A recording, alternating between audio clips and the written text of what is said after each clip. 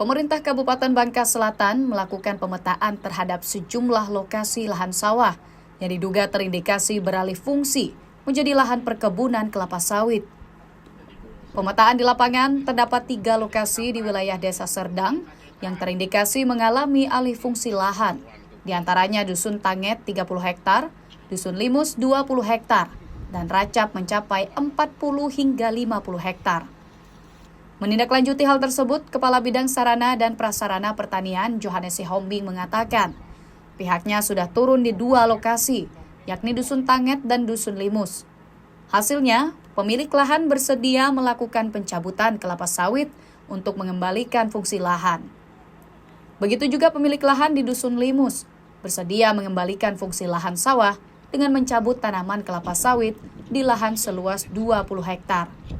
Sementara untuk kawasan Racap hingga kini belum memperoleh pemilik resmi lahan yang melakukan penanaman kelapa sawit.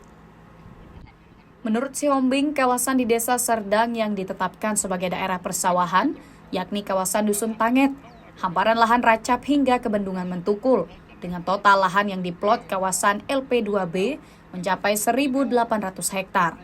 Sementara baru 500 hingga 550 hektar yang sudah menjadi sawah produktif. Dan alhamdulillah yang di Tanget, pemilik lahan atau yang menguasai lahan yang sudah mengalihfungsikan itu bersedia untuk mengembalikan ke fungsinya lagi ke kawasan pertanian dan sudah melakukan pencabutan sawitnya. Memang belum selesai sampai semua dari 30 hektar, tapi sampai sekarang mereka masih bertahap. Begitupun juga yang di Limus, per kemarin mereka sudah menyetujui dan melakukan pencabutan sawit yang di 20 hektar itu.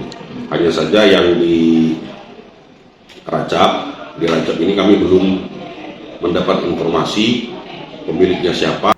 Kurangnya infrastruktur pendukung seperti irigasi, pintu air, dan sistem pengendali tata air menjadi salah satu penyebab faktor terjadinya alih fungsi lahan di kawasan tersebut.